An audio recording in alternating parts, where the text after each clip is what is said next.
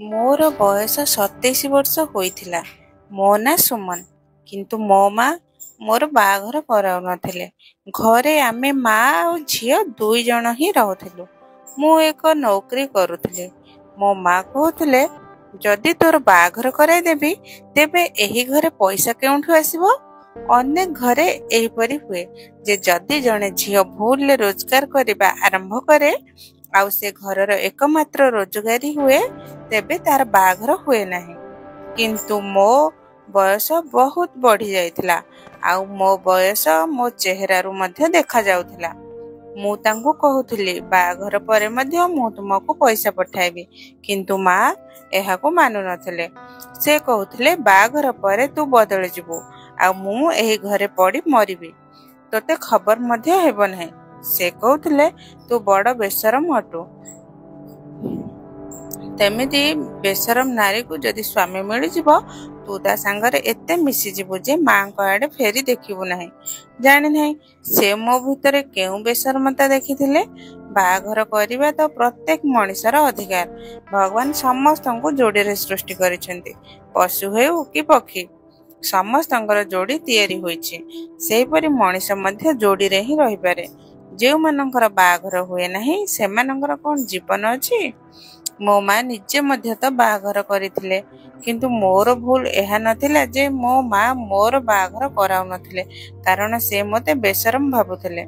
मोर भूल थिला जे मु एही घरे पैसा आनुथिले आ एही भूल को मु शेष करि पारु नथिले। तेणु से निजे स्वार्थपर होई मो बाघर कराइबाकू चाहु नथिले। किंतु मते मध्य किछि ना किछि करिबाकू थिला। मु मध्य जणे मनिष थिले जणे नारी थिले। मो भितर मध्य भावना थिला आउ एबे से भावना गुड़िक मते अस्त व्यस्त करि पकाउथिला। मोर भावना गुड़िक मो ऊपर हाबी हेउथिला खास करी राति समय रे। आ मो बयसर जेते झियो थिले सेमानंकर तो बाघर होई जाइथिला बरं सेमानंक घरे गोटे दुईटा पिला मध्य जन्म होइथिले। आउ मु एठारे एबे भी एमिति बसी रहिथिली।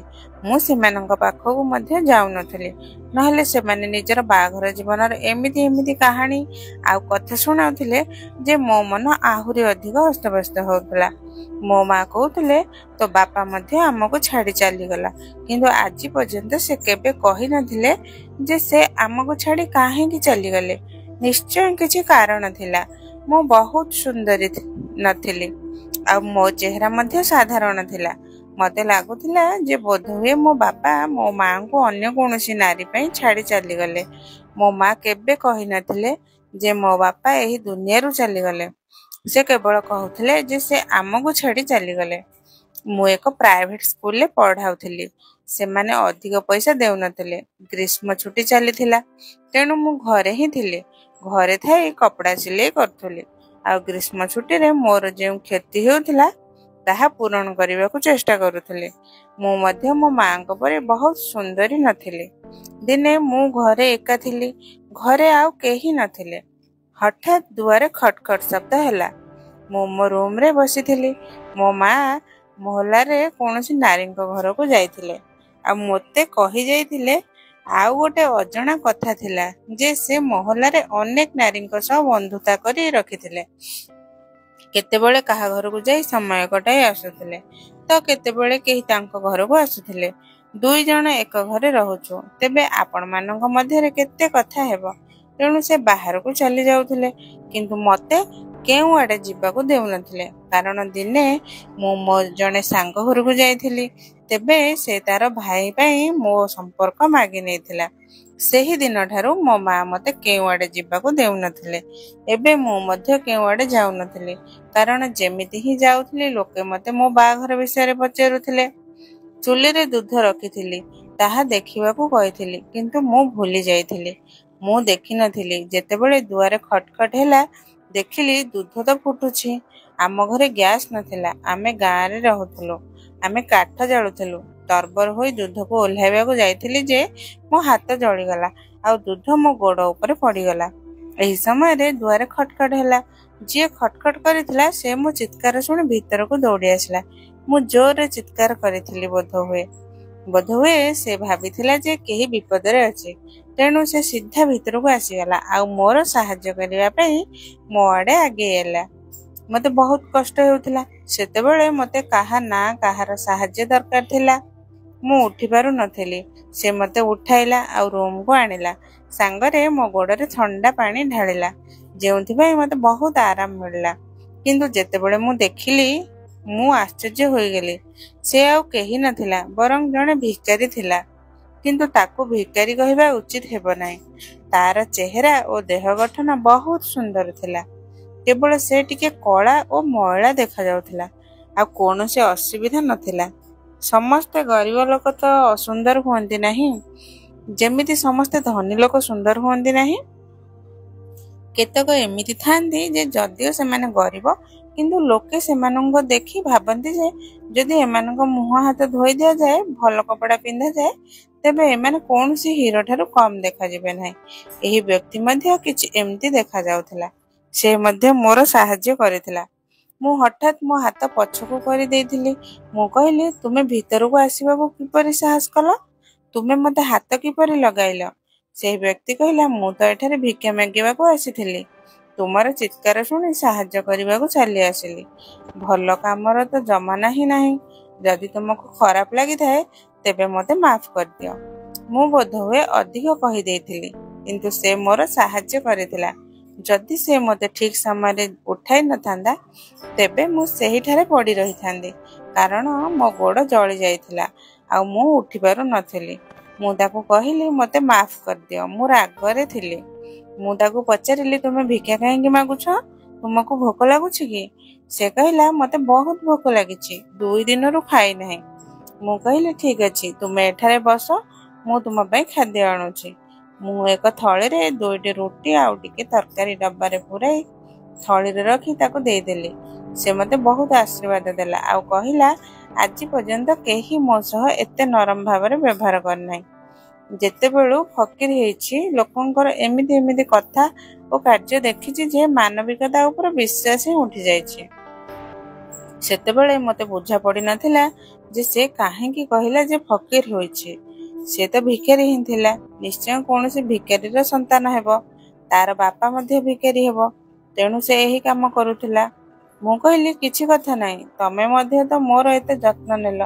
ସେ କହିଲା, ହଁ, ତୁମ ପରି ସୁନ୍ଦରୀ ଝିଅକୁ ଦେଖି ମୁଁ ତାକୁ ବିପଦରେ କିପରି ଛାଡ଼ିପାରିବି? ତୁମେ ସତରେ ବହୁତ ସୁନ୍ଦରୀ, ଆଉ ସବୁଠାରୁ ଅଧିକ ତୁମର ଗୋଡ଼ ସୁନ୍ଦର। କିନ୍ତୁ ଦୁଃଖର କଥା ଯେ ତୁମର ଗୋଡ଼ ଜଳିଗଲା। ଆଜି ପର୍ଯ୍ୟନ୍ତ କେହି ମୋ ପ୍ରଶଂସା କରିନଥିଲେ।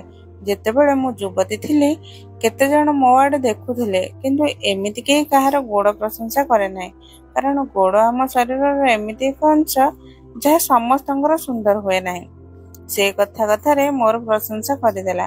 ମୋତେ ତାର ପ୍ରଶଂସା ବହୁତ ଭଲ ଲାଗିଲା। ସେ କହିଲା, ମୋ ସାଙ୍ଗରେ ଜଣେ ବୁଢ଼ା ଭିକାରୀ ଭିକ୍ଷା ମାଗେ, ଯିଏ କେତେବେଳେ ଏକ ମଲମ ମଧ୍ୟ ବିକ୍ରି କରେ। ମୁଁ ତୁମ ପାଇଁ ତାହା ଆଣିବି। ଯଦି ଏହା ଜଳା ଜଖମରେ ଲଗାଇବ, ତେବେ ତୁରନ୍ତ ଆରୋଗ୍ୟ ହେବ। ମୁଁ କହିଲି, ଠିକ୍ ଅଛି, କିନ୍ତୁ କାଲି ତୁମେ ଏହି ସମୟରେ ଆସିବ, କାରଣ ଏହି ସମୟରେ ମୋ ମା ଘରେ ଥାଆନ୍ତି ନାହିଁ। ଯଦି ସେ ମୋତେ ତୁମ ସାଙ୍ଗରେ ଦେଖିନେବେ, ତେବେ ତୁମକୁ ଖରାପ କହିବେ ଆଉ ମୋତେ ମଧ୍ୟ ଗାଳି ଦେବେ। ତାର କହିବା ଥିଲା, ମୋ ନାମ ଆନନ୍ଦ। ମୁଁ ମଧ୍ୟ ମୋ ନାମ କହିଲି। ସେ କହିଲା, ତୁମେ ଚିନ୍ତା କର ନାହିଁ, ମୁଁ ତୁମ ପାଇଁ କୌଣସି ଅସୁବିଧାର କାରଣ ହେବି ନାହିଁ। କଥାବାର୍ତ୍ତାରୁ ସେ ଆଦୌ ଭିକାରୀ ଲାଗୁନଥିଲା। ସେ କେତେ ଆରାମରେ, ନମ୍ରତାର ସହ ଓ ଭଲ ଭାବେ କଥା ହେଉଥିଲା। ତାର କଥା କହିବାର ଢଙ୍ଗ ଏମିତି ଥିଲା ଯେମିତି କୌଣସି ଖାନଦାନୀ ବ୍ୟକ୍ତି। ଖାନଦାନୀ ନୁହଁ ତ ଅତି କମରେ ପଢ଼ା ଲେଖା ତ ଲାଗୁଥିଲା, କିନ୍ତୁ ସେ କେଉଁଠୁ ପଢ଼ା ଲେଖା ଥିଲା? କେବଳ ତାର କଥା କହିବାର ଢଙ୍ଗ ଏମିତି ଥିଲା। ପରଦିନ ସେ ଠିକ୍ ଏହି ସମୟରେ ଆସିଲା ଆଉ ମୋ ପାଇଁ ମଲମ ଆଣିଲା। ସେ କହିଲା, ମୁଁ ନିଜେ ତୁମ ଜଖମରେ ମଲମ ଲଗାଇ ଦେଉଛି। ଜାଣିନାହିଁ କାହିଁକି ମୋତେ ସେହି ବ୍ୟକ୍ତିଙ୍କ ଠାରୁ ବହୁତ ଆପଣା ଅନୁଭବ ହେଉଥିଲା। ସେ ମୋର କେତେ ଯତ୍ନ ନେଉଥିଲା। ସେ ଜଣେ ଭିକାରୀ ଥିଲା, ଲୋକଙ୍କ ଠାରୁ ପଇସା ମାଗୁଥିଲା। କେତେଜଣ ତାକୁ ପଇସା ଦେଉନଥାନ୍ତି। ଭିକାରୀମାନଙ୍କର ତ ମାନବିକତା ଉପରେ ବିଶ୍ୱାସ ଉଠି ଯାଇଥାଏ। ଲୋକେ ସେମାନଙ୍କୁ କୁକୁର ପରି ତାଡ଼ି ଦିଅନ୍ତି। କିନ୍ତୁ ଏହି ବ୍ୟକ୍ତି ମୋ ପାଇଁ ଦ୍ୱିତୀୟ ଥର ଆସିଲା ଆଉ ଔଷଧ ଆଣିଲା ଆଉ ନିଜ ହାତରେ ମୋ ଗୋଡ଼ରେ ଔଷଧ ଲଗାଇ ଦେଉଥିଲା। ବୋଧହୁଏ ପ୍ରଥମ ଥର ପାଇଁ କେହି ମୋର ଏମିତି ଯତ୍ନ ନେଉଥିଲା। ମୋତେ ଏହାର କୌଣସି ଚିନ୍ତା ନଥିଲା ଯେ ଯଦି କେହି ମୋ ପ୍ରତି ମାନବିକତା ଦେଖାଉଛି କିମ୍ବା ମୋର ଯତ୍ନ ନେଉଛି ସେ କିଏ। ଯଦି ମୋ କୌଣସି ସାଙ୍ଗକୁ ଏହା ଜଣାପଡ଼ିଥାନ୍ତା ଆଉ ମୁଁ ତାକୁ କହିଥାନ୍ତି ତେବେ ସେ କହିଥାନ୍ତା ହଁ ଆଉ ଏଇ ବୟସରେ ତୁମେ ବାହାଘର କରୁଛ, 28 ବର୍ଷ ହେବାକୁ ଯାଉଛି। କିନ୍ତୁ ମୋ ମନରେ ଏହି କଥା ଆସୁନଥିଲା। ଟିକିଏ କଥାବାର୍ତ୍ତା ମଧ୍ୟ ହେଲା।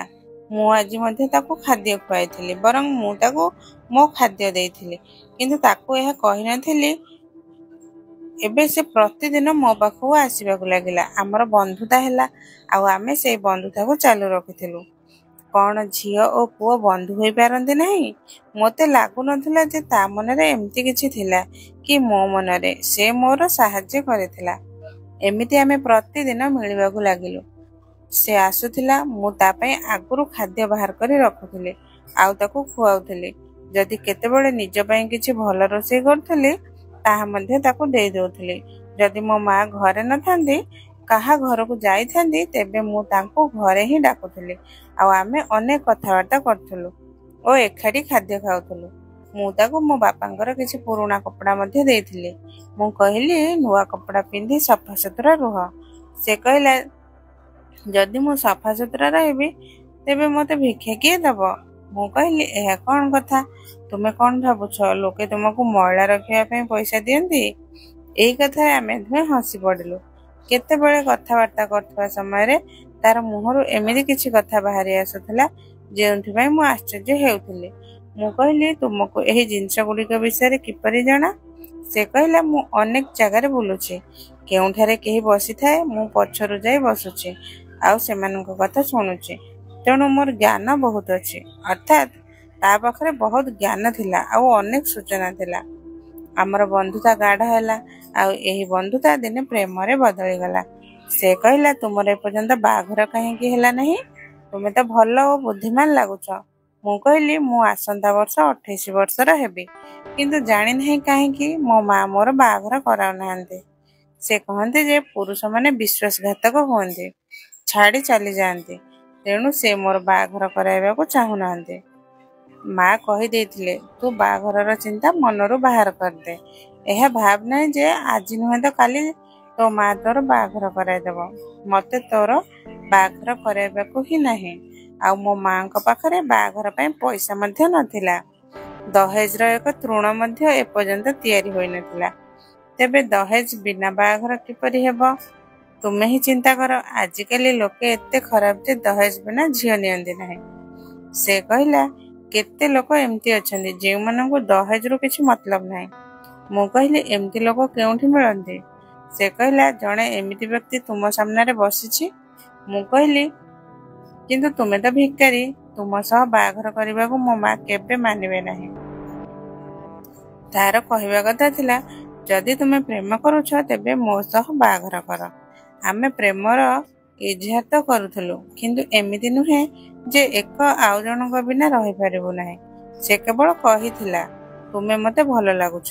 ମୁଁ କହିଲି, ତୁମେ ମଧ୍ୟ ଭଲ, କିନ୍ତୁ ମୁଁ ଜଣେ ଭିକାରୀ ସହ ବାହାଘର କିପରି କରିପାରିବି? ଯଦି ମୋ ମା ମାନିଯାଆନ୍ତି ତେବେ ମଧ୍ୟ ଏହା କ'ଣ ଭଲ ନିଷ୍ପତ୍ତି ହେବ? ଏମିତି କିଏ କରେ? ସେ କହିଲା, କ'ଣ ଚିନ୍ତା କରୁଛ? ମୋ କଥା ମାନ। ମୁଁ ତୁମକୁ ବିଶ୍ୱାସ ଦେଉଛି ଯେ ତୁମକୁ ପଶ୍ଚାତାପ କରିବାକୁ ପଡ଼ିବ ନାହିଁ। ମୋ ଉପରେ ଭରସା କର। ସେ କିପରି କହିପାରୁଥିଲା ଯେ ମୁଁ ପଶ୍ଚାତାପ କରିବି ନାହିଁ? ଜାହିର ଅଛି, ମୋତେ ପଶ୍ଚାତାପ କରିବାକୁ ହିଁ ପଡ଼ିଥାନ୍ତା। ସେ ଜଣେ ଭିକାରୀ ଥିଲା, ସାରା ଜୀବନ ଭିକ୍ଷା ମାଗୁଥିଲା। ସେ ନିଜ ଘର ଚଳାଇ ପାରୁନଥାନ୍ତା। ମୁଁ ତାର କଥାର କୌଣସି ଉତ୍ତର ଦେଲି ନାହିଁ ଓ ସେ ମଧ୍ୟ ସେଠାରୁ ଚାଲିଗଲା। କହିଲା, ତୁମର ନୀରବତାକୁ ଅସ୍ୱୀକାର ଭାବି ମୁଁ ଏଠାରୁ ଯାଉଛି, ଆଉ କେବେ ଫେରିବି ନାହିଁ। କିନ୍ତୁ ରାତିରେ ମୁଁ ତା ବିଷୟରେ ଚିନ୍ତା କରୁଥିଲି, ତାକୁ ମନେ ପକାଉଥିଲି। ମୁଁ ମୋ ମାଆଙ୍କୁ ପଚାରିଲି, ତୁମେ ମୋର ବାହାଘର କାହିଁକି କରାଉନାହଁ? ସେ କହିଲେ, ମୁଁ ତୋର ବାହାଘର କରିବି ନାହିଁ। ତୁ ଆରାମରେ ଘରେ ହିଁ ବସ, ତୋ ନୌକରି ଉପରେ ଧ୍ୟାନ ଦେ। ଏତେ ପରିଶ୍ରମ କରି ନିଜକୁ ଅପମାନିତ କରି ତୋତେ ପଢ଼ାଇ ଲେଖାଇଛି। ଏହା ଏଥିପାଇଁ ନୁହେଁ ଯେ କେହି ତୋତେ ନେଇଯାଉ। ଆଉ ବି ପୁରୁଷମାନଙ୍କର କ'ଣ ଭରସା? ଏମାନେ କାହା ଉପରେ ମଧ୍ୟ ଦୟା କରନ୍ତି ନାହିଁ। ମୁଁ ମୋ ମାଆଙ୍କୁ କହିଲି, କ'ଣ ଦୁନିଆର ସମସ୍ତ ପୁରୁଷ ଏକାପରି ହୁଅନ୍ତି? ତୁମର ବାପା ମଧ୍ୟ କ'ଣ ଏମିତି ଥିଲେ? ତୁମେ ତୁମ ବାପା ଓ ଭାଇଙ୍କୁ ମଧ୍ୟ କ'ଣ ଏମିତି କହୁଛ ଯେ ସେମାନେ ବିଶ୍ୱାସଘାତକ ଆଉ ଆଦୌ ଭଲ ନୁହନ୍ତି? ସେ କହିଲେ, ହଁ, ସମସ୍ତ ପୁରୁଷ ଏକାପରି ହୁଅନ୍ତି ନାହିଁ, କିନ୍ତୁ ସମସ୍ତଙ୍କ ଭାଗ୍ୟ ଭଲ ହୁଏ ନାହିଁ। ଆଉ କୁହାଯାଏ ଯେ ଝିଅମାନଙ୍କ ଭାଗ୍ୟ ସେମାନଙ୍କ ମାଆଙ୍କ ଉପରେ ନିର୍ଭର କରେ। ତୁମେ ତ ମା ମଧ୍ୟ ତ ଦୁର୍ଭାଗ୍ୟବତୀ ଥିଲେ। ତୁମେ ମଧ୍ୟ ସେହିପରି। ତେଣୁ ଏ ବିଷୟରେ ଚିନ୍ତା କରିବା ବନ୍ଦ କର ଆଉ ତୁମ ମୁହଁ ବନ୍ଦ କର। ତୁମର ବାହାଘର କେବେ ହେବ ନାହିଁ। ମୁଁ ମୋ ଜୀବନରେ ତୋର ବାହାଘର କରାଇବି ନାହିଁ। ଯଦି ତୁମକୁ ବାହାଘର କରିବାର ଏତେ ସଉକ ଅଛି, ତେବେ ପ୍ରାର୍ଥନା କର ଯେ ତୋ ମା ମରିଯାଉ। ମୁଁ ମାଆଙ୍କୁ କହିଲି, ତୁମେ ଏମିତି କଥା କିପରି କହୁଛ? ମୁଁ ଏମିତି କାହିଁକି ଚାହିଁବି? ଯେତେବେଳେ ମୁଁ ମୋ ମାଆଙ୍କ ସହ ଏମିତି କଥା ହେଉଥିଲି, ସେ ମୋତେ ଏମିତି ହିଁ ଉତ୍ତର ଦେଉଥିଲେ। ମୁଁ ଚିନ୍ତା କରୁଥିଲି ଯେ ମୋ ମା ତ ମୋ ବାହାଘର କରାଇବେ ନାହିଁ, କିନ୍ତୁ ମୁଁ ମଧ୍ୟ ଚାହୁଁନଥିଲି ଯେ ମୋ ମା କିଛି ହେଉ। ତେବେ ମୁଁ ବାହାଘର କରିବା ପାଇଁ ମୋ ମାଆଙ୍କର ମୃତ୍ୟୁ ପରେ ଅପେକ୍ଷା କରିବାକୁ ଚାହୁଁନଥିଲି। 2 ଦିନ ପର୍ଯ୍ୟନ୍ତ ଆନନ୍ଦ ଆସିନଥିଲା। ତେଣୁ ମୁଁ ବହୁତ ଅସ୍ତବ୍ୟସ୍ତ ହୋଇପଡ଼ିଥିଲି। ଜାଣିନାହିଁ କାହିଁକି ତାର ସମସ୍ତ କଥା ମୋତେ ମନେ ରହିଥିଲା। ସେ ଯେମିତି ମଧ୍ୟ ଥାଉ, ଅତି କମରେ ନିଜ କଥାର ପକାତ ଥିଲା। ସେ ମୋତେ ପ୍ରେମ କରୁଥିଲା। ମୁଁ ଚିନ୍ତା କରୁଥିଲି, କ'ଣ କେହି କେବେ ମୋତେ ପ୍ରେମ କରିବ? କେହି ଧନୀ ବ୍ୟକ୍ତି ଯିଏ ଭଲ ନୌକରି କରୁଛି ଆଉ ଯାହାର ବଡ଼ ଘର ଅଛି, ସେ କ'ଣ ମୋତେ ପ୍ରେମ କରିବ? ଏହି ଭିକାରୀ ମାଧ୍ୟମରେ ହିଁ ମୋତେ ପ୍ରେମ ମିଳିବାକୁ ଥାଏ। ତାହେଲେ ମୋତେ ତ ପ୍ରେମ ହିଁ ଦରକାର ଥିଲା। ସେମାନେ ବହୁତ ଭାଗ୍ୟବାନ ଯେଉଁମାନଙ୍କୁ ପ୍ରେମ ମିଳେ। ଆଉ ଯେତେବେଳେ ପ୍ରେମ ମିଳିଯାଏ, ତେବେ ସବୁ କିଛି ଠିକ୍ ହେଇଯାଏ। ମୋର ଯେତେ ସାଙ୍ଗମାନଙ୍କର ବାହାଘର ହୋଇଥିଲା, ସେମାନେ କେବଳ ଧନ ଦୌଲତ ହିଁ ଦେଖିଥିଲେ। କିନ୍ତୁ ସେମାନଙ୍କ ମଧ୍ୟରୁ କେହି ବି ବହୁତ ଖୁସି ନଥିଲେ। କେହି କହୁଥିଲେ ସେ ମୋତେ ସମୟ ଦିଏ ନାହିଁ, କେହି କହୁଥିଲେ ସେ ମୋର ଭାବନା ବୁଝେ ନାହିଁ, ଆଉ କେହି କହୁଥିଲେ ତାର ଅନ୍ୟ କାହା ସହ ସମ୍ପର୍କ ଚାଲିଛି। ଆନନ୍ଦ ପରି ପ୍ରେମ କରୁଥିବା ବ୍ୟକ୍ତି କ'ଣ ମୋତେ ଆଉ ଥରେ ମିଳିପାରିବ? ଏଠାରେ କୌଣସି ବିକଳ୍ପ ତ ଦେଖାଯାଉନଥିଲା। 2 ଦିନ ପରେ ମୁଁ ଆନନ୍ଦକୁ ଦୂରରୁ ଦେଖିଲି। ସେ ମୋ ଘରକୁ ଆସୁନଥିଲା, ବରଂ ରାସ୍ତାରେ କେଉଁଠି ନିଜ କାମରେ ବ୍ୟସ୍ତ ଥିଲା। ମୁଁ ମୋ ଘରୁ ବାହାରି ଦୌଡ଼ି ତାକୁ ଅଟକାଇଲି। ସେ ମୋ ସହ ଏମିତି ବ୍ୟବହାର କଲା ଯେମିତି ମୋତେ ଚିହ୍ନେ ନାହିଁ। ଏମିତି ଲାଗୁଥିଲା ଯେ ସେ ନୁହେଁ, ମୁଁ ହିଁ ଭିକାରୀ ଆଉ ପ୍ରେମର ଭିକ୍ଷା ମାଗିବାକୁ ଠିଆ ହୋଇଛି। ସେ ମୋତେ କହୁଥିଲା, ଯାଅ ଯାଅ, ଏଠାରୁ ଚାଲିଯାଅ, ମାଫ୍ କର, ମୋ ପାଖରେ କିଛି ନାହିଁ। ମୁଁ ତାକୁ କହିଲି, ତୁମେ ଏମିତି କାହିଁକି କହୁଛ? ସେ କହିଲା, ତୁମେ ମୋ ଠାରୁ ଦୂରେଇ ରହିବା ଉଚିତ। ତୁମେ ଜଣେ ପଢ଼ାଲେଖା ଝିଅ। ତୁମର ମୋ ସହ କୌଣସି ସମ୍ପର୍କ କିମ୍ବା ଉଦ୍ଦେଶ୍ୟ ହେବା ଉଚିତ ନୁହେଁ। ମୁଁ କହିଲି, ତୁମେ ତ ରାଗି ଯାଇଛ। ତୁମେ ମୋତେ ଚିନ୍ତା କରିବାର ସୁଯୋଗ ମଧ୍ୟ ଦେଇପାରିଲ ନାହିଁ। ସେ ଆଶ୍ଚର୍ଯ୍ୟ ହୋଇ ମୋତେ ଦେଖିଲା। ମୁଁ କହିଲି, ମୁଁ ତୁମ ସହ ବାହାଘର କରିବାକୁ ପ୍ରସ୍ତୁତ। ମୁଁ ତୁମ ସହ ବାହାଘର କରିବି, କିନ୍ତୁ ତୁମେ ମୋତେ ପ୍ରତିଜ୍ଞା କରିବାକୁ ହେବ ଯେ ତୁମେ ସବୁବେଳେ ମୋର ସାହାଯ୍ୟ କରିବ, ମୋତେ ବହୁତ ଖୁସିରେ ରଖିବ, ସବୁବେଳେ ମୋତେ ହିଁ ପ୍ରେମ କରିବ, ଆଉ କେବେ ବଦଳିବ ନାହିଁ। ସେ କହିଲା, ମୁଁ କେବେ ବଦଳିବି ନାହିଁ। ମୁଁ ତୁମକୁ ସେହିପରି ପ୍ରେମ କରିବି। ତୁମେ ମୋତେ ବହୁତ ଭଲ ଲାଗୁଛ। ଆଉ ମୁଁ ମୋ ମାଆଙ୍କ ଠାରୁ ଲୁଚାଇ ଏହି ଭିକାରୀ ସହ ବାହାଘର କରିଦେଲି। ଏବେ ସେ ଭିକାରୀ ମୋର ସ୍ୱାମୀ ଥିଲା। ସେ ପ୍ରତିଦିନ ଆମ ଘରକୁ ଭିକ୍ଷା ମାଗିବାକୁ ଆସୁଥିଲା। ମୁଁ ଲୁଚିକି ଖାଦ୍ୟ ଓ ନିଜ ପାଇଁ ରଖିଥିବା ଯାହା କିଛି ଥାଏ ତାକୁ ଦେଇ ଦେଉଥିଲି। କେତେବେଳେ ତାକୁ କପଡ଼ା ଦେଉଥିଲି, କେତେବେଳେ ଅନ୍ୟ କିଛି। ମୁଁ ତାକୁ ଟିକେ ପଇସା ମଧ୍ୟ ଦେଉଥିଲି। ମୁଁ କହିଥିଲି, ମୁଁ ପଇସା ରୋଜଗାର କରୁଛି, ତୁମେ ମୋ ଠାରୁ ପଇସା ନେଇଯାଅ, ଆଉ କିଛି ବ୍ୟବସାୟ ଆରମ୍ଭ କରିବ। ଆମେ ନିଜର ଘର ତିଆରି କରିବା, ସବୁ କିଛି କରିବା। କିନ୍ତୁ ଆମେ ଏକ ଆଉ ଜଣଙ୍କ ପାଇଁ ତରସୁଥିଲୁ, କାରଣ ଆମେ ଏକାଠି ବସି କଥା କହି ପାରୁନଥିଲୁ, ଏକ ଘରେ ରହିପାରୁନଥିଲୁ। ଆଖିରେ ସେ ମୋର ସ୍ୱାମୀ ଥିଲା। ଏମିତି ଦୂରରୁ ଏକ ଆଉ ଜଣକୁ ଦେଖିବା ଆଉ ଏକାଠି ରହିବା ଅଜଣା ଲାଗୁଥିଲା, ଖାସ୍ କରି ଯେତେବେଳେ ବାହାଘର ହୋଇସାରିଛି। ଯେତେବେଳେ ବାହାଘର ହୁଏ, ତେବେ ମନରେ ଭାବନା ଗୁଡ଼ିକ ବଦଳିଯାଏ। ମୋ ସହ ମଧ୍ୟ ଏହା ହେଉଥିଲା, ଆଉ ତା ସହ ମଧ୍ୟ ହେଉଥିଲା। ଆଉ ଦିନେ ଏମିତି କିଛି ଘଟିଲା ଯେ ମୁଁ ଆଶ୍ଚର୍ଯ୍ୟ ଓ ଅସ୍ତବ୍ୟସ୍ତ ହୋଇପଡ଼ିଲି। ଦିନେ ଆନନ୍ଦ ଘରକୁ ଆସିଲା ଆଉ ତାର ଥଳିରୁ ମୋତେ କିଛି ବାହାର କରି ଦେଲା, ଯାହା ଦେଖି ମୋ ଗୋଡ଼ ତଳୁ ମାଟି ଖସିଗଲା। ସେଇଟା ଥିଲା 1000 ଟଙ୍କା। ମୁଁ ତାକୁ କହିଲି, ଏଇ ପଇସା ତୁମେ କେଉଁଠୁ ଆଣିଲ?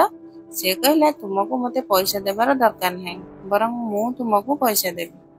ଏବେ ମୋ ଠାରୁ ପଚାର ନାହିଁ କେଉଁଠୁ ଆଣିଛି, କିନ୍ତୁ ମୁଁ ପ୍ରତିଦିନ ଏମିତି ପଇସା ଆଣିବି। ତୁମେ ଏହି ପଇସାକୁ ସମ୍ଭାଳି ରଖ ଆଉ ଦହେଜ ତିଆରି କର, କାରଣ ଏହି ଦହେଜ ଆଗାମୀ ଦିନରେ ଆମ କାମରେ ଆସିବ। ଯେଉଁ ଜିନିଷ ତୁମେ ତିଆରି କରିବାକୁ ଚାହୁଁଛ ତାହା ତିଆରି କର। ଫ୍ରିଜ, ଟିଭି, ବେଡ୍, ଫର୍ଣ୍ଣିଚର ସବୁ କିଛି ଆଗରୁ ତିଆରି କରି ରଖ। ଆଉ ଯଦି ପଇସା ବଞ୍ଚିଯାଏ ତେବେ ତାହା ନିଜ ପାଖରେ ସୁରକ୍ଷିତ ରଖ। ମୁଁ ତାକୁ କହିଲି, ତୁମେ କୌଣସି ଭୁଲ କାମ ତ କରୁନାହଁ? ସେ କହିଲା, ମୁଁ ଭିକାରୀ, ଏଥିଠାରୁ ଖରାପ ଆଉ କଣ କାମ ହେବ? ଚିନ୍ତା କର ନାହିଁ, ମୁଁ କୌଣସି ଭୁଲ କାମ କରୁନାହିଁ। ସେ ମୋ ପାଇଁ ପ୍ରତିଦିନ ଢେର ପଇସା ଆଣୁଥିଲା ଆଉ ମୋତେ ବହୁତ ପ୍ରେମ କରୁଥିଲା। ଦିନେ ମୋ ମା ତାକୁ ଦେଖିନେଲେ ଆଉ କହିଲେ, ତୁମକୁ ଆଉ କୌଣସି କାମ ନାହିଁ? ପ୍ରତିଦିନ ଏହି ଘରକୁ ଭିକ୍ଷା ମାଗିବାକୁ ଆସିଯାଅ? ତୁମର କଣ କେହି କହିଛି ଯେ ଆମେ ବହୁତ ଧନୀ? ଆମ ପାଖରେ ନିଜର କିଛି ନାହିଁ। ଯାଅ, ମାଫ କର। ସେହି ସମୟରେ ମୋ ମାଉସୀ ମଧ୍ୟ ଆମ ଘରେ ରହୁଥିଲା। ମୁଁ ସେମାନଙ୍କ ସାମ୍ନାରେ କିଛି କହିପାରୁନଥିଲି। ଆନନ୍ଦ ମଧ୍ୟ ସେଠାରୁ ଚୁପଚାପ ଚାଲିଗଲା। କିନ୍ତୁ ମୋତେ ବହୁତ ଖରାପ ଲାଗିଲା। ମୁଁ ସେମାନଙ୍କୁ କିପରି କହିବି ଯେ ଯାହାକୁ ସେମାନେ ଫକୀର ଭାବୁଛନ୍ତି ସେ ମୋର ସ୍ୱାମୀ, ଏହି ଘରର ଜ୍ୱାଇଁ। ମୋର ସ୍ୱାମୀ ଏକ ଏମିତି କଥା କହିଦେଲେ ଯେ ମୋ ଗୋଡ଼ ତଳୁ ମାଟି ଖସିଗଲା। ମାଉସୀ କହିଲେ, ତୁମର ଝିଅ ବଡ଼ ହେଉଛି ଆଉ ତାର ଏତେ ବୟସ ହେଇଗଲା, ଏପର୍ଯ୍ୟନ୍ତ ତା ପାଇଁ କୌଣସି ସମ୍ପର୍କ ଆସିନାହିଁ। ଲାଗୁଛି ମୋତେ କିଛି କରିବାକୁ ପଡ଼ିବ। ମା କହିଲେ, ତୁମେ କଣ କରିବ?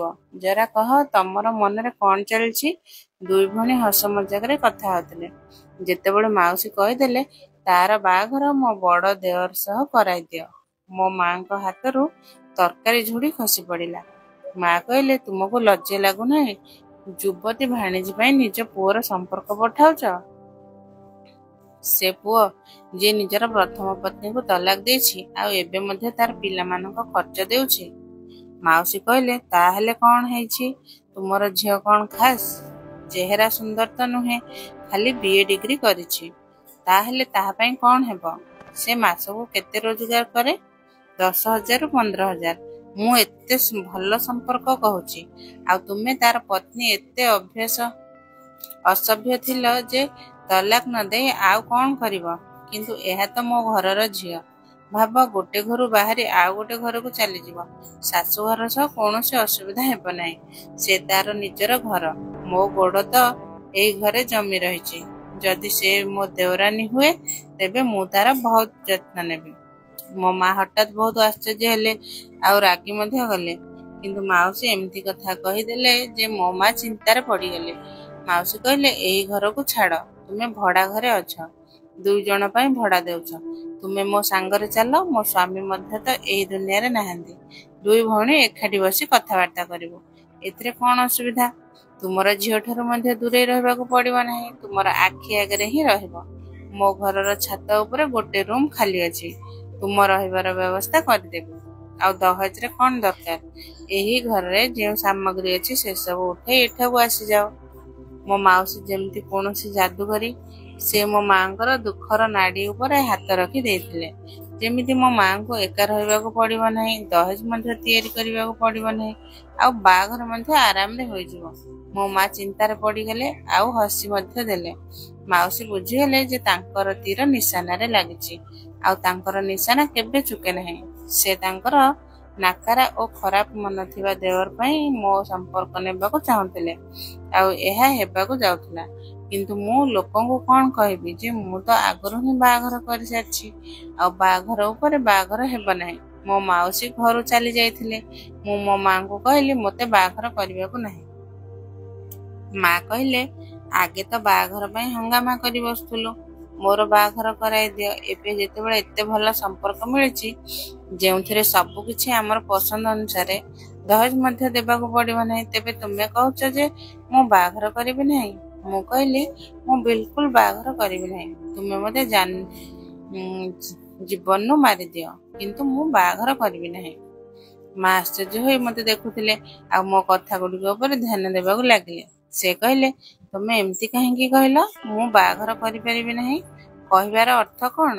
ମୁଁ କହିଲି, ମୁଁ କିଛି କହିଦେଇଥାଇପାରେ, ମୋତେ ବାହାଘର କରିବାକୁ ନାହିଁ।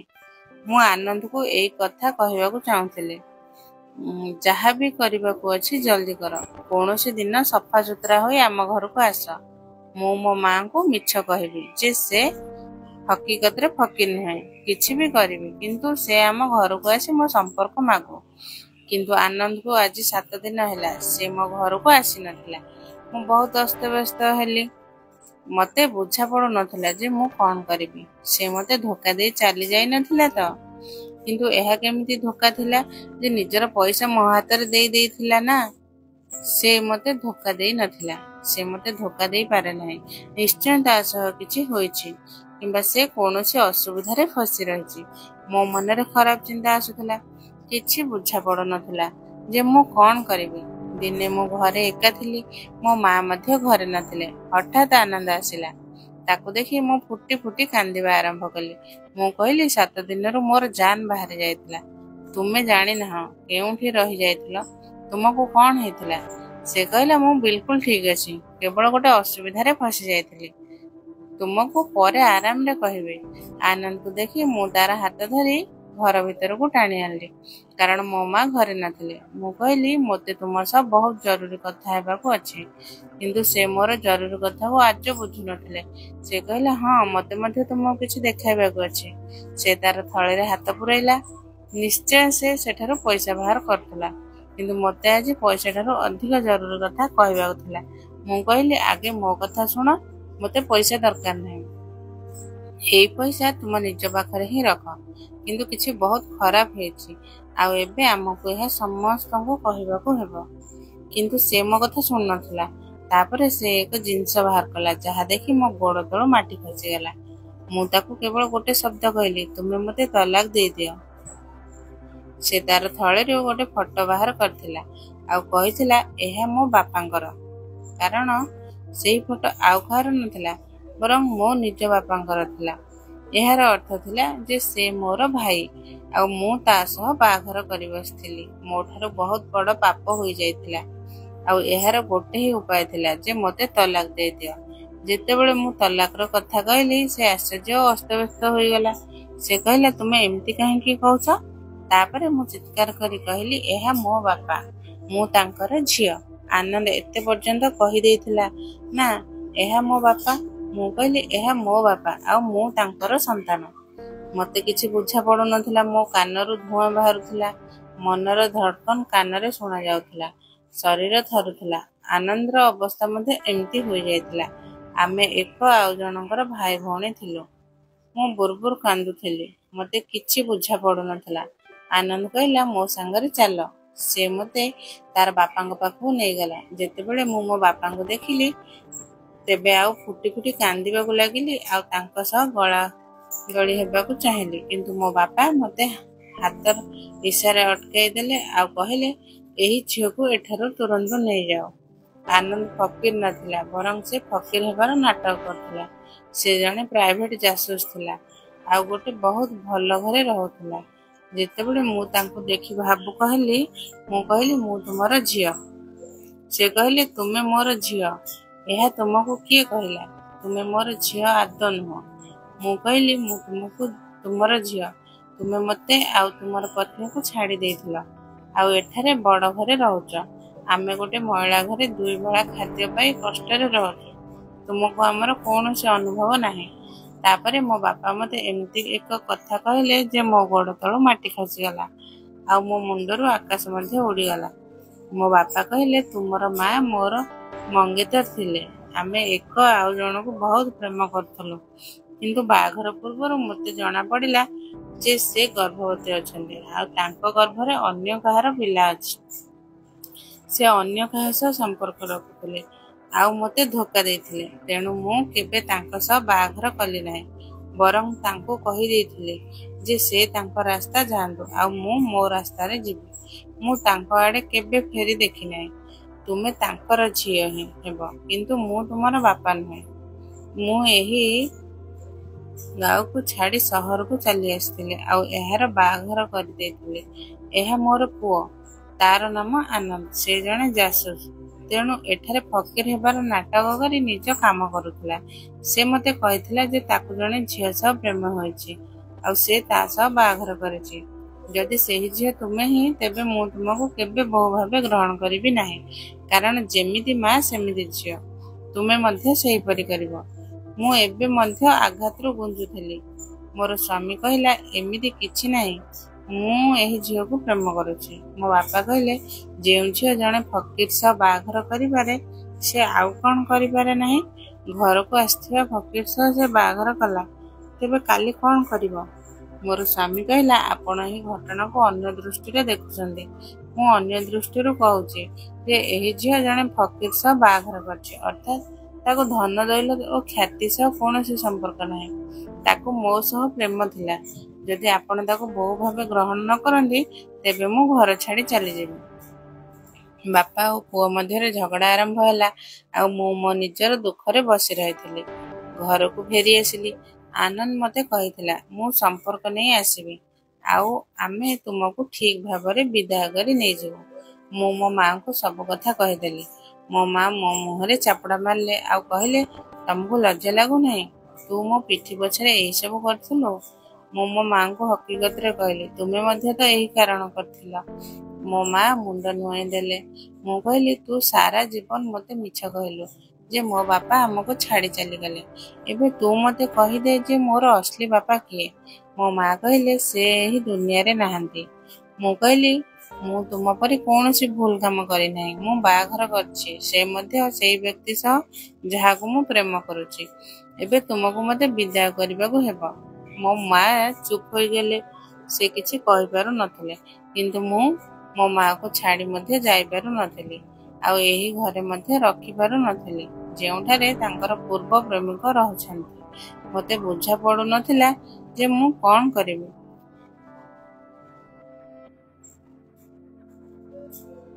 ଆନନ୍ଦ ମୋ ଘରକୁ ଆସିଲା, କିନ୍ତୁ ତାର ମୁହଁରେ ଏକ ଅଜଣା ଗମ୍ଭୀରତା ଥିଲା। ମୁଁ ତାକୁ ଦେଖି ପଚାରିଲି, ତୁମେ ଏତେ ଦିନ କେଉଁଠି ଥିଲ? ମୋ ମନରେ ହଜାର ପ୍ରଶ୍ନ ଘୁରୁଛି। ସେ ଚୁପଚାପ ରହିଲା। ତାପରେ ଧୀରେ ଧୀରେ କହିଲା, ମୁଁ ସବୁ କଥା ବୁଝିପାରିଛି। ତୁମେ ମୋତେ ତଲାକ ଦେବାକୁ ଚାହୁଁଛ, କାରଣ ତୁମେ ଭାବୁଛ ଆମେ ଭାଇ ଭଉଣୀ, କିନ୍ତୁ ଏହା ସତ ନୁହେଁ। ମୁଁ ଆଶ୍ଚର୍ଯ୍ୟ ହୋଇ ତାକୁ ଦେଖିଲି। ତୁମେ କ'ଣ କହୁଛ? ସେହି ଫଟୋ, ସେ ତୁମେ କହିଥିଲ ତୁମର ବାପା, ଆଉ ମୁଁ ଜାଣେ ସେ ମୋର ବାପା, ତେବେ ଆମେ କେମିତି ଭାଇ ଭଉଣୀ ନୁହଁ? ଆନନ୍ଦ ଏକ ଲମ୍ବା ନିଶ୍ଚୁପ ନିଶ୍ୱାସ ଛାଡ଼ିଲା, ଆଉ କହିଲା, ମୁଁ ମଧ୍ୟ ଏହା ଭାବି ଅସ୍ତବ୍ୟସ୍ତ ହୋଇପଡ଼ିଥିଲି, କିନ୍ତୁ ମୁଁ ମୋର ବାପାଙ୍କ ସହ କଥା ହେଲି। ସେ ମୋତେ ସବୁ କଥା ଖୁଲାସା କରି ଦେଇଛନ୍ତି। ତୁମର ମା ଆଉ ମୋର ବାପା କେବେ ବାହାଘର କରିନଥିଲେ। ସେମାନେ କେବଳ ମଙ୍ଗେତର ଥିଲେ। ତୁମର ମାଙ୍କର ଅନ୍ୟ କାହା ସହ ସମ୍ପର୍କ ଥିଲା, ଆଉ ତୁମେ ସେହି ବ୍ୟକ୍ତିର ଝିଅ। ମୋର ବାପା ତୁମର ବାପା ନୁହନ୍ତି। ଆମେ କୌଣସି ରକ୍ତର ସମ୍ପର୍କରେ ନାହୁଁ। ମୋ ମୁଣ୍ଡ ଘୁରୁଥିଲା। ମୁଁ କିଛି କହିପାରୁ ନଥିଲି। ମୋ ମନରେ ଏକା ସମୟରେ ଆଶ୍ୱାସ ଓ ଆଶଙ୍କା ଜାଗୁଥିଲା। ତେବେ ତୁମେ କହୁଛ ଆମେ ଭାଇ ଭଉଣୀ ନୁହେଁ? ମୁଁ ଧୀରେ ପଚାରିଲି। ନା। ଆନନ୍ଦ ମୁସ୍କୁରାଇ କହିଲା, ଆମେ ସ୍ୱାମୀ ସ୍ତ୍ରୀ। ତୁମେ ମୋତେ ବାହା କରିଛ, ଆଉ ମୁଁ ତୁମକୁ ଛାଡ଼ିବାକୁ ଚାହୁଁନାହିଁ। ମୁଁ ତୁମକୁ ପ୍ରେମ କରୁଛି। ମୋ ଆଖିରୁ ଲୁହ ଝରି ପଡ଼ିଲା। ମୁଁ ତାକୁ ଜାବୁଡ଼ି ଧରିଲି, ଆଉ କହିଲି, ମୁଁ ତୁମକୁ ମଧ୍ୟ ପ୍ରେମ କରୁଛି, କିନ୍ତୁ ଏବେ କ'ଣ ହେବ? ମୋ ମା ଆଉ ତୁମର ବାପାଙ୍କ କଥା କେମିତି ବୁଝାଇବୁ? ଆନନ୍ଦ ମୋ ହାତ ଧରି କହିଲା, ଆମେ ଏକାଠି ସବୁ କଥା ସମାଧାନ କରିବୁ। ମୁଁ ମୋ ବାପାଙ୍କୁ ବୁଝାଇବି ଯେ ତୁମେ ମୋ ଜୀବନ, ଆଉ ତୁମେ ତୁମର ମାଆଙ୍କୁ କହିବ ଯେ ଆମେ ଏକାଠି ଖୁସି ଅଛୁ। ସତ ସବୁଦିନ ଯିବେ। ମୁଁ ମୁଣ୍ଡ ହଲାଇ ସହମତି ହେଲି, କିନ୍ତୁ ମୋ ମନରେ ଏକ ଡର ଥିଲା। ମୋ ମାଆଙ୍କୁ କେମିତି ବୁଝାଇବି? ସେ ତ ଆନନ୍ଦକୁ ଜାଣିନାହିଁ ଯେ ସେ କେହି ଜାସୁସ ଧନୀ ଘରର ପୁଅ। ସେ ତାକୁ କେବଳ ଜଣେ ଭିକାରୀ ଭାବୁଛନ୍ତି। ସେହି ରାତିରେ ମୁଁ ମୋ ମାଆଙ୍କ ସହ ବସି ସବୁ କଥା ଖୋଲି କହିଲି। ମୁଁ କହିଲି, ମା, ଆନନ୍ଦ ଯାହା ତମେ ଭାବୁଛ ସେ ତାହା ନୁହେଁ। ସେ ଜଣେ ପ୍ରାଇଭେଟ ଜାସୁସ, ଆଉ ତାର ବାପାଙ୍କର ବହୁତ ଧନ ଅଛି। ମୁଁ ତାକୁ ବାହା କରିଛି କାରଣ ମୁଁ ତାକୁ ପ୍ରେମ କରୁଛି। ମୋ ମା ଚୁପଚାପ ଶୁଣୁଥିଲେ। ତାପରେ ସେ କହିଲେ, ତୁମେ ମୋତେ ଏତେ ବଡ଼ କଥା ଲୁଚାଇ ରଖିଥିଲ, କିନ୍ତୁ ଯଦି ତୁମେ ଖୁସି, ତେବେ ମୁଁ ତୁମକୁ ଅଟକାଇବି ନାହିଁ, କିନ୍ତୁ ମୁଁ ତାକୁ ଦେଖିବାକୁ ଚାହୁଁଛି। ପରଦିନ ଆନନ୍ଦ ଆମ ଘରକୁ ଆସିଲା। ସେ ଏକ ସୁନ୍ଦର ପୋଷାକରେ ଆସିଥିଲା। ତାର ଫକୀର ରୂପ ଆଉ ନଥିଲା। ମୋ ମା ତାକୁ ଦେଖି ଆଶ୍ଚର୍ଯ୍ୟ ହେଲେ। ଆନନ୍ଦ ନମ୍ରତାର ସହ କହିଲେ, ମା, ମୁଁ ତୁମର ଝିଅକୁ ବହୁତ ପ୍ରେମ କରୁଛି। ମୁଁ ତାକୁ ସବୁବେଳେ ଖୁସି ରଖିବି। ମୋର ବାପା ଆଗରୁ କିଛି ଭୁଲ ବୁଝୁଥିଲେ, କିନ୍ତୁ ମୁଁ ତାକୁ ବୁଝାଇ ଦେଇଛି। ସେ ଏବେ ଆମ ବାହାଘରକୁ ଗ୍ରହଣ କରିଛନ୍ତି। ମୋ ମା ହସିଲେ, ଆଉ କହିଲେ, ଯଦି ତୁମେ ମୋ ଝିଅକୁ ଖୁସି ରଖିବ, ତେବେ ମୋର କୌଣସି ଅଭିଯୋଗ ନାହିଁ। ଏହାପରେ ଆମେ ଆମର ବାହାଘରକୁ ସମାଜ ଆଗରେ ଘୋଷଣା କଲୁ। ଆନନ୍ଦର ବାପା ଆମକୁ ଏକ ସୁନ୍ଦର ଘର ଦେଲେ, ଆଉ ଆମେ ଆମର ନୂଆ ଜୀବନ ଆରମ୍ଭ କଲୁ। ମୋ ମା ମଧ୍ୟ ଆମ ସହ ରହିବାକୁ ଆସିଲେ। ସବୁ କଥା ଧୀରେ ଧୀରେ ଠିକ୍ ହୋଇଗଲା। ଆନନ୍ଦ ମୋତେ ସବୁବେଳେ ଖୁସି ରଖୁଛି ଆଉ ମୁଁ ତାକୁ ମନରୁ ପ୍ରେମ କରୁଛି। ଏଇ କାହାଣୀ ଏକ ଅଜଣା ଭିକାରୀ ଓ ତାର ପ୍ରେମ କଥା ଥିଲା, ଯିଏ ଶେଷରେ ମୋ ଜୀବନର ସବୁଠାରୁ ବଡ଼ ସମ୍ପଦ ହୋଇଗଲା।